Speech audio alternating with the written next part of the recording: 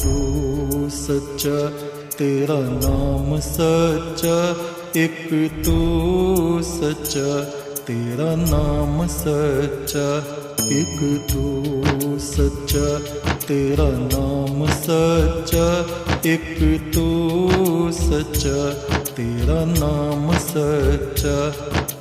कोई नहीं तेरे जैसा तेरे सिवा, एक तू सच्चा, तेरा नाम सच्चा।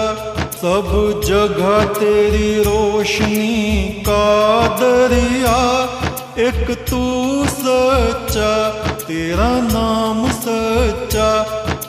सब बीमार तू बीमारों की दवा, एक तू सच्चा, तेरा नाम सच्चा।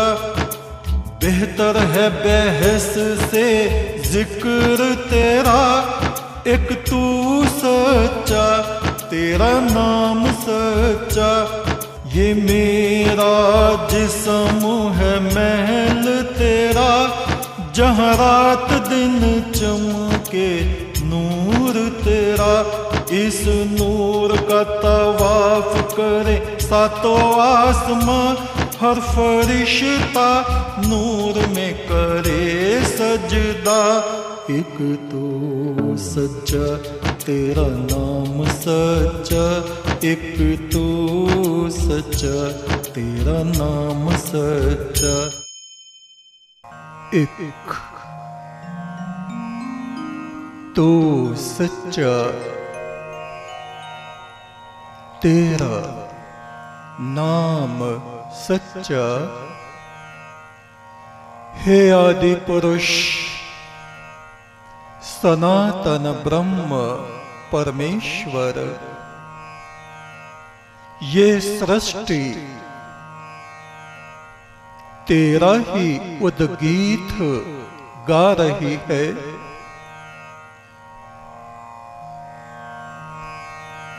अंतरिक्ष में विचरण करते हुए बादल पर्जन्य और इनके बीच से गुजरती हुई पवन वायु तेरे ही गान को गा रही है। इस पृथ्वी पर ये नदियां, ये समुद्र, जल में उठती तरंगें, लहरें पटारें, हे ज्योति पुरुष तेरे ही गायत्र को ये गा रही हैं। संपूर्ण सृष्टि, ये पक्षी वृक्षों की डाल पर बैठे हुए तेरे ही संगीत को गुनगुनाते हैं। मेरी आत्मा देवगणों के संग, हे प्रभु तेरे ही सामगान को गाती है।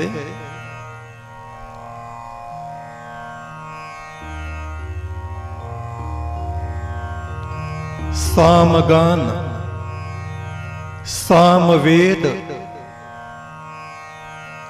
ऋषिगण तेरी स्तुति का गायन करते हुए तुझ में आत्म लीन हो रहे हैं।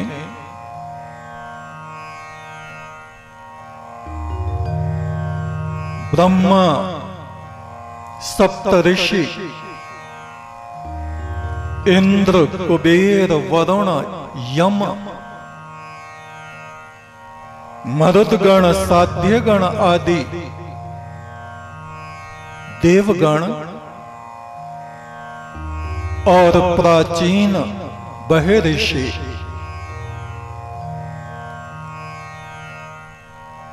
हे अनंत ज्योतिर्पुंज परमात्मा, तेरी ही महिमा का गान कर रहे हैं।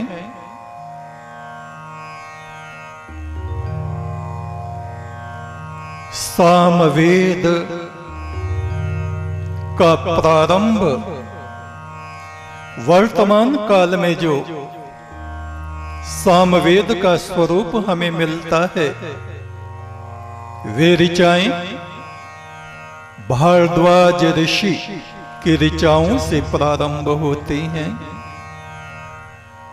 भारद्वाज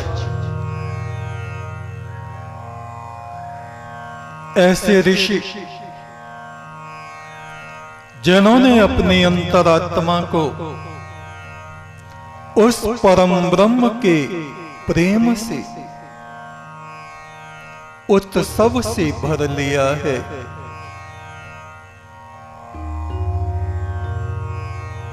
सृष्टि में जिस दिशा में वो दृष्टिपात करते हैं, उसी परम ब्रह्म के झड़ते हुए अमृत को दृष्टिगोचर कर रहे हैं ऐसे ऋषि, जिन्होंने अपने हृदय के प्याले में उस मधुमंत परमात्मा के मधु को, शहद को, मृदुता को भर लिया है। ऐसे हैं ऋषि भारद्वाज। इन्हीं से सामवेद की ऋचाओं का प्रारंभ होता है।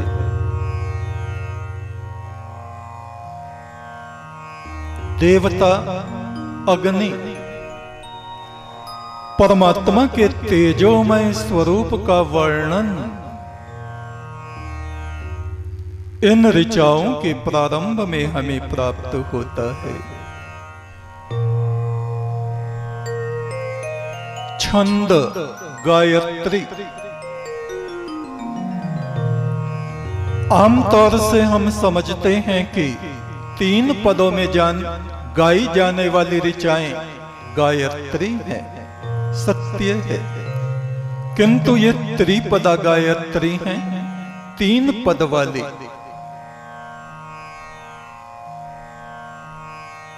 गायत्री का वास्तविक अर्थ है उस परमात्मा की स्तुति का गायन। ये गायत्री एक पदा भी हैं, केवल एक पद वाली गायत्री। जैसे ओम इंद्रम विश्वस्य राजति, एक पदा गायत्री। द्विपदा गायत्री, 2 पदों वाली गायत्री। त्रिपदा गायत्री सबसे प्रसिद्ध है, 24 अक्षरों वाली।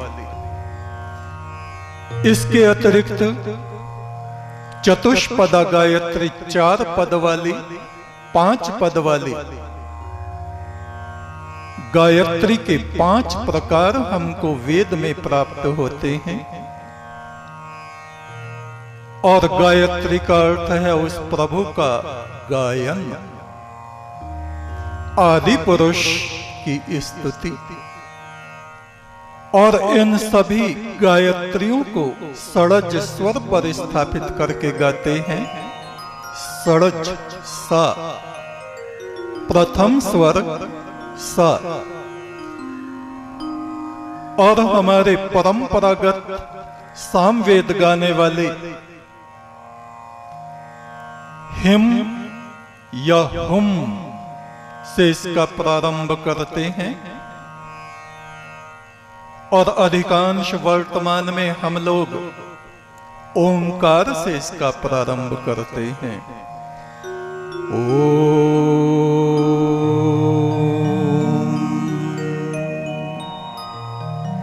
हिम और हुम और ओंकार को भी परमात्मा का ही वाचक समझा जाता है, ब्रह्म का वाचक समझा जाता है।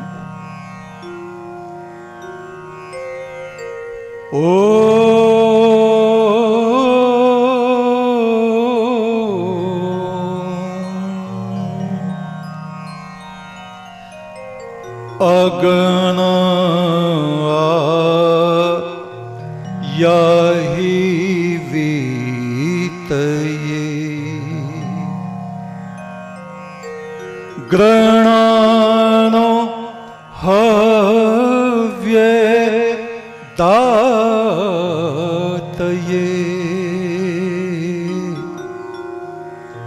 निहोता सत से बहर ऋषि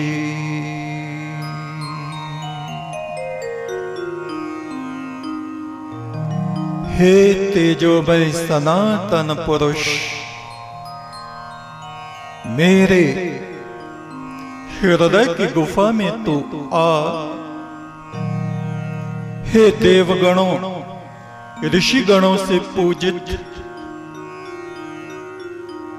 अमर ज्योति को मेरी अंतरात्मा में तो जागृत कर दे। महादेव शिव जो हिमालय के राजा थे, अधिराज थे, उनके सभी प्रजाजन चरित्र की उच्चता में स्थित थे।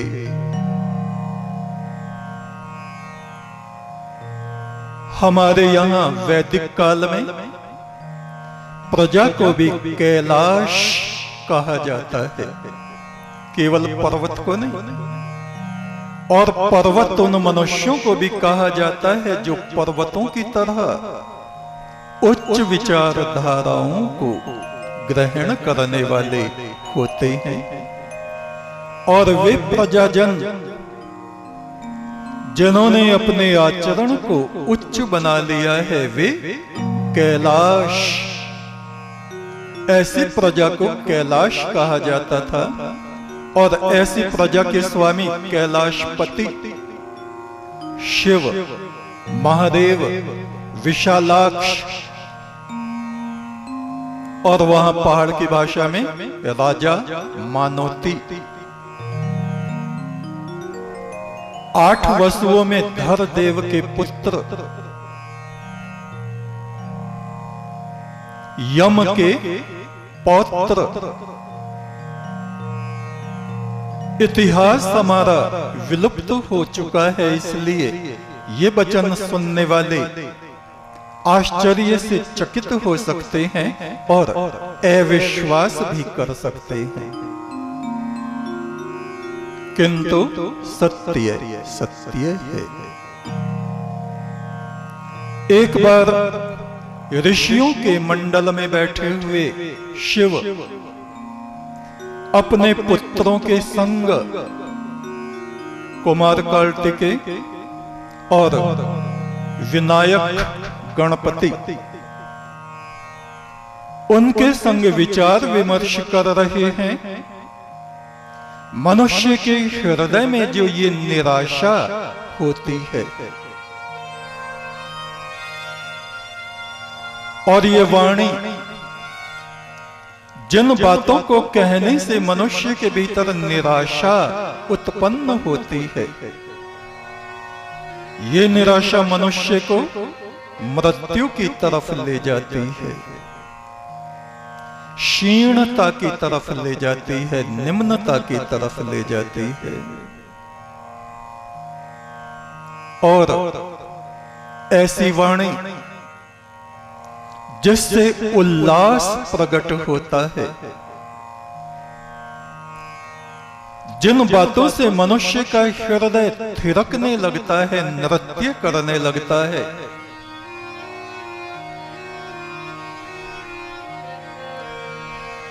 उस वाणी के द्वारा हमारे जीवन में उल्लास, चेतना की उच्चता और जीवन में महानता की हमें प्राप्ति होती है। इसलिए महादेव शिव ने अपने प्रजाजनों को कहा, तुम लोगों को कभी भी निराशाजनक बातें नहीं करनी चाहिए। क्योंकि उस विधाता ने, सृष्टा ने अपनी सृष्टि में कुछ भी ऐसी कमी नहीं छोड़ी है कि जिस कारण से मनुष्य को निराश होना पड़े। उस सृष्टा ने मनुष्य के शरीर में कोई भी ऐसी कमी, न्यूनता नहीं छोड़ी है कि मनुष्य को निराश होना पड़े। हाँ, उसका अपना आचरण, उसका अपना चिंतन निम्नता की तरफ बह रहा हो तो उसका जीवन भी निम्नता की तरफ चला जाता है। इस जीवन का उद्देश्य क्या है? जीवन को, आत्मा को, हृदय को, विचारों को उच्चता की तरफ ले जाना।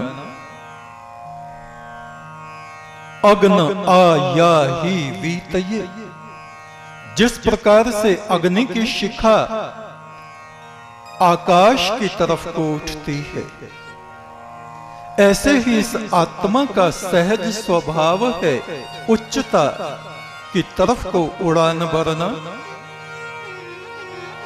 किंतु जब मनुष्य के हृदय में निराशा होती है, उसके वचनों में, वाणी में, चिंतन में निराशा होती है, हताशा होती है, तो उसका जीवन निम्नता में, अंधकार में सीढ़ियां उतरता चला जाता है।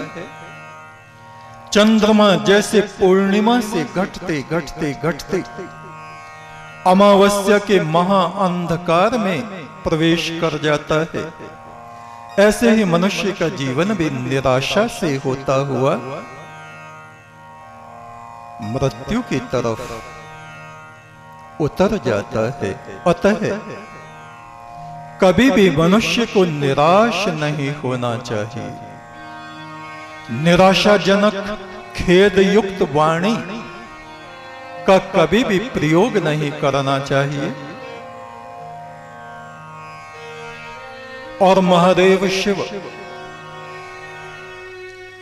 ऋषियों के संग मिलके विज्ञान का आविष्कार करते रहते थे। उन्होंने अंगद नाम के एक ऋषि के संग मिलके चम विगत नाम का एक वायुयान बनाया था और अपने पुत्र विनायक को, गणेश को दिया था। उस विमान से वो पृथ्वी की परिक्रमा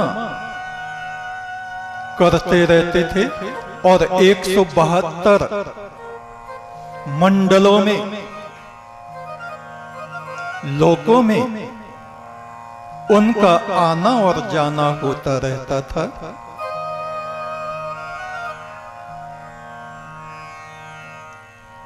उसी वाहन का नाम आगे चल के मूषक पड़ गया। उसमें मौन होके बैठना पड़ता था, चिंतन की उच्चता में रहना पड़ता था, क्योंकि उसमें ऐसे यंत्र लगे हुए थे कि वे यंत्र मनुष्य के चिंतन को, उसकी विचारधाराओं को भी ग्रहण करते रहते थे। उसी वाहन का नाम मूषक पड़ गया। और आज के वक्त में हम जैसे अज्ञानी लोग समझते हैं चूहा